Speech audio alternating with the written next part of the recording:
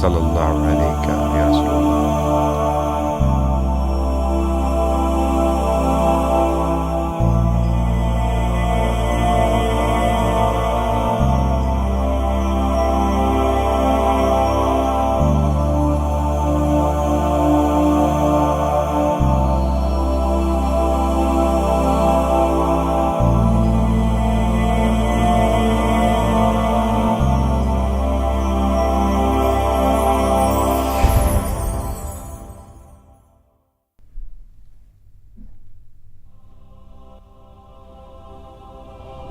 Dans les 100 ans qui ont suivi l'avènement de l'islam, l'empire musulman avait atteint l'Afrique, la Perse, l'Inde, la Chine et l'Espagne.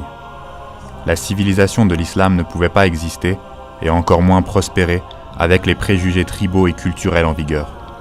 Et ce fut la puissance de l'appel du prophète, que la paix soit sur lui, qui a permis une coexistence pacifique dans de nombreuses régions du monde sous la bannière de l'islam. L'historien Hamilton Gibb a écrit « Aucune autre société n'a un tel bilan de réussite, unissant par une égalité de statut, de chance et d'efforts, de si nombreuses et de si diverses races de l'humanité. » L'islam a toujours le pouvoir de concilier des éléments de race et de tradition en apparence inconciliables. Ce changement n'est toutefois pas arrivé du jour au lendemain. Au contraire, il a été l'aboutissement de l'effort permanent du prophète, que la paix soit sur lui, afin d'abolir le tribalisme, le racisme et le classisme à tous les niveaux. Non seulement il a libéré les esclaves, mais il les a honorés et les a présentés aux plus nobles familles de sa société en les proposant en mariage. Et en moins de 2 décennies, il a réussi à honorer les hommes et les femmes en leur donnant leur libre arbitre, eux qui ont passé toute leur vie déshonorés par ceux qui les détenaient à titre de propriété.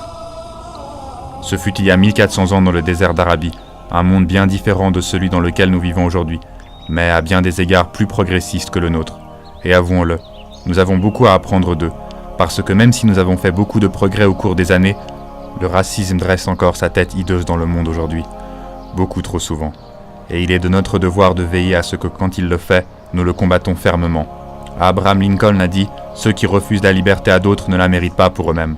La guerre civile a eu lieu dans ce pays il y a seulement 150 ans. Des esclaves qui cherchaient la liberté ont alors été envoyés sur les lignes de front de la bataille pour mourir.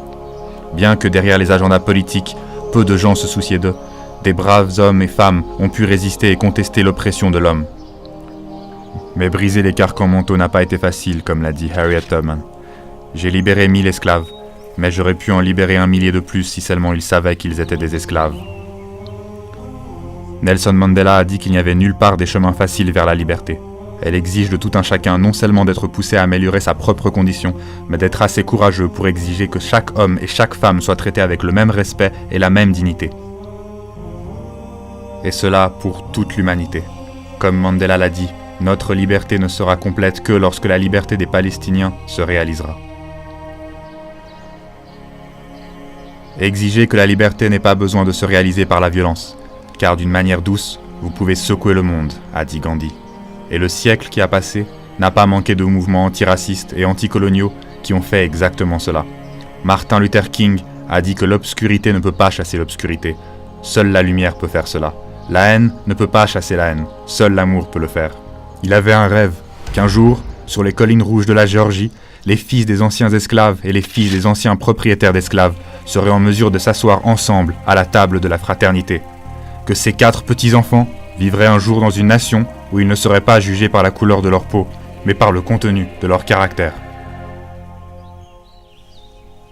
Malcolm X, pour une grande partie de sa vie, a pensé que la fraternité universelle était impossible, en disant « Je crois en la fraternité de tous les hommes, mais je ne crois pas en la fraternité avec ceux qui ne veulent pas la partager avec moi. La fraternité est une rue à double sens, a-t-il dit. Mais quand il est allé faire son pèlerinage à la Mecque, il a réalisé que par l'appel universel du prophète, que la paix soit sur lui, toutes les personnes pourraient être unies comme une seule. L'Amérique a besoin de comprendre l'islam, parce que c'est la seule religion qui efface de sa société le problème de la race. Tout au long de mes voyages dans le monde musulman, j'ai rencontré, parlé et même mangé avec des gens qui en Amérique auraient été considérés comme blancs. Mais l'attitude des blancs a été retirée de leur esprit par la religion de l'islam.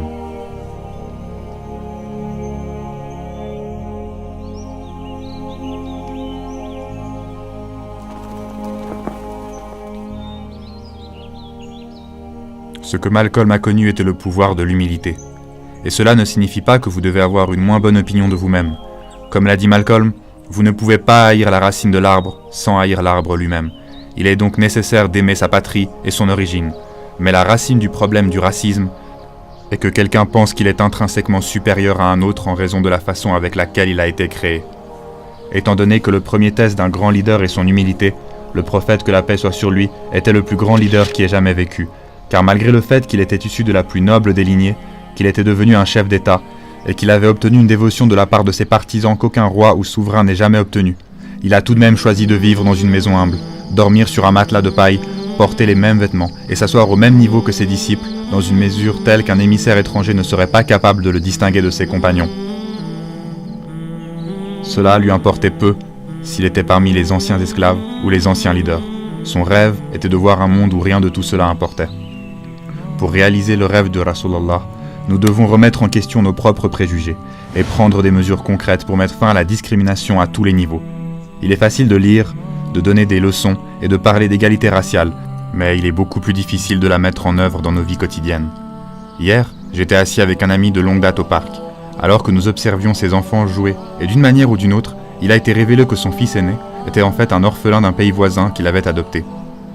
Je lui ai dit que je ne savais pas, et que j'admirais comment il l'avait toujours traité aussi bien que son autre fils.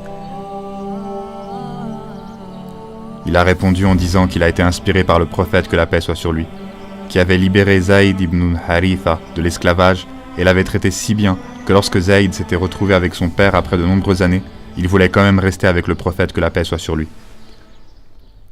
Les mensonges tissés autour de cet homme par des fervents bien intentionnés n'ont apporté que la disgrâce sur nous. Comment un seul homme, d'un seul tour de main, put souder des tribus ennemies et des bédouins nomades en une nation, la plus puissante et la plus civilisée qui soit, et ce, en moins de 20 ans. Une grande âme silencieuse. Il était de ceux qui ne peuvent être autrement que sincères. Il devait illuminer le monde. Le Créateur du monde en a ainsi ordonné. Sallallahu alayka ya Rasulallah.